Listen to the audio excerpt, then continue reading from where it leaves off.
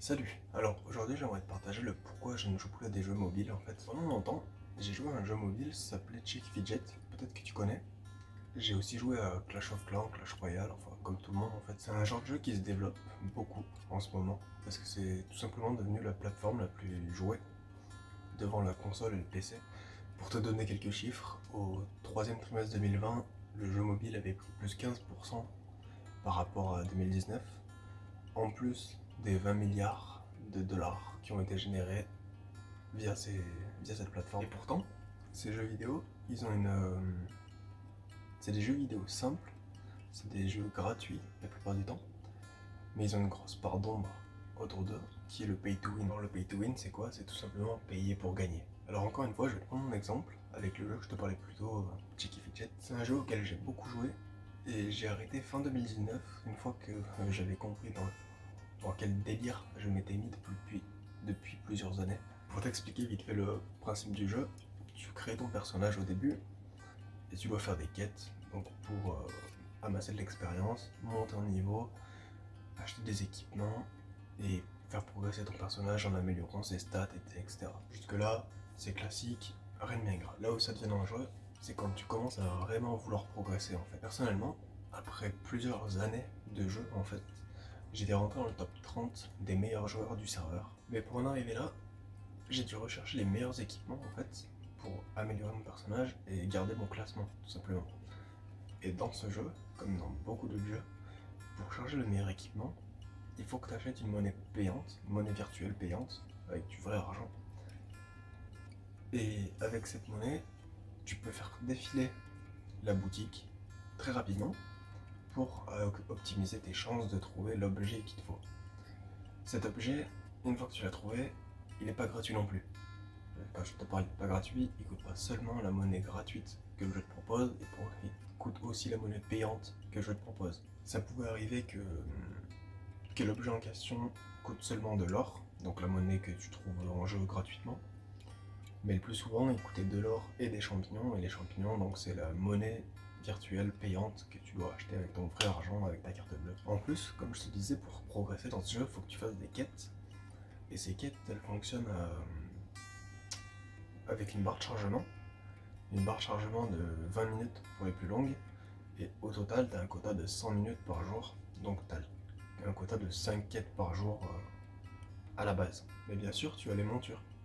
Les montures, c'est des animaux en gros dans ce jeu qui te permettent de réduire le temps maximum d'une quête. Donc ça va de 10, 20 à 30% pour les 3 montures gratuites, mais si tu paies, tu as une monture à moins 50% directement. En plus de ça, je t'ai dit que tu avais un quota de 100 minutes par jour, ce qui est vrai si tu paies pas. Si tu paies, tu peux augmenter ce quota à 300 minutes par jour. Plus la monture à 50%, je t'ai fait un calcul vite fait. Si tu prends deux types, un qui paie pas du tout, qui achète même pas de monture, qui fait ses plus grosses quêtes, il pourra faire 5 de ses plus grosses quêtes dans la journée. Quelqu'un qui paie avec sa monture, dans la journée, il peut faire 30 de ses plus grosses quêtes. Donc il a une progression théoriquement 6 fois plus rapide que le premier. Si celui qui paie arrête de payer, tout simplement, il va tomber à une progression 6 fois plus lente. Et donc, quand tu es à haut niveau, si tu as une progression 6 fois plus lente que celle des joueurs, bah forcément tu suis pas du tout. Et c'est là qu'on vient taper dans l'addiction. Alors, l'addiction, c'est quoi? La définition la plus simple que j'ai trouvée, c'est celle-là. L'addiction est un état dans lequel une personne s'engage dans l'utilisation d'une substance ou dans un comportement dont les effets gratifiants l'incitent irrésistiblement à recommencer malgré ses conséquences négatives. Dans notre cas, la première partie de cette définition, donc l'addiction est un état dans lequel une personne s'engage dans l'utilisation d'une substance ou d'un comportement. Ici donc c'est le jeu vidéo en question. La deuxième partie c'est dont les effets gratifiants l'incitent à recommencer. Ici les effets gratifiants en fait c'est tout simplement le fait de progresser 6 fois plus rapidement qu'un autre joueur, plus le fait de se retrouver dans le top 50 des meilleurs joueurs et pouvoir progresser encore. La troisième partie, donc c'est malgré ses conséquences négatives. Et là, c'est parce qu'on recommence, malgré une perte d'argent que ça va nous procurer, une perte de temps aussi, et ça, ça va te faire sentir bien en mode t'es puissant, mais c'est que de la puissance virtuelle, et dans le monde réel, t'es rien du tout en fait.